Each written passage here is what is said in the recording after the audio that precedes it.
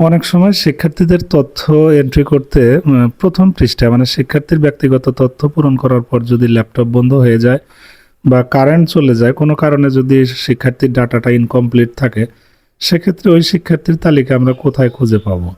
শিক্ষার্থীর তালিকায় খসড়া বলে একটা অপশন আছে। আপনারা এই তালিকায় গেলে ওই অসম্পূর্ণ শিক্ষার্থীর তথ্য পাবেন। ঠিক আছে, সাধারণত 3 পৃষ্ঠার উপবৃত্তির তথ্য পূরণ করতে হয়। সো প্রথম পৃষ্ঠায় করার পর যদি এরকম হয়, সেক্ষেত্রে এই খসড়া অপশনে পাবেন।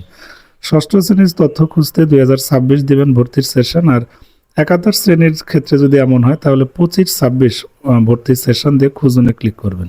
একটু অপেক্ষা করবেন, নিচে প্রসেসিং দেখাচ্ছে, দেখেন চলে এসেছে।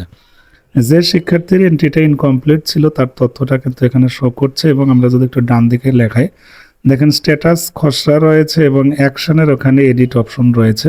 আপনি চাইলে এই শিক্ষার্থী ভিউও করতে পারবেন, ডিলিটও করতে পারবেন। এই এডিট অপশনে ক্লিক করে আপনি মূলত শিক্ষার্থীর তথ্যগুলো এডিট করে দিতে পারবেন, এবং যখন আপনি এডিট অপশনে ক্লিক করবেন তখন কিন্তু ওই প্রথম পৃষ্ঠাটা ব্লক দেখাবে, কারণ আপনি অলরেডি ওগুলো এন্ট্রি করেছিলেন।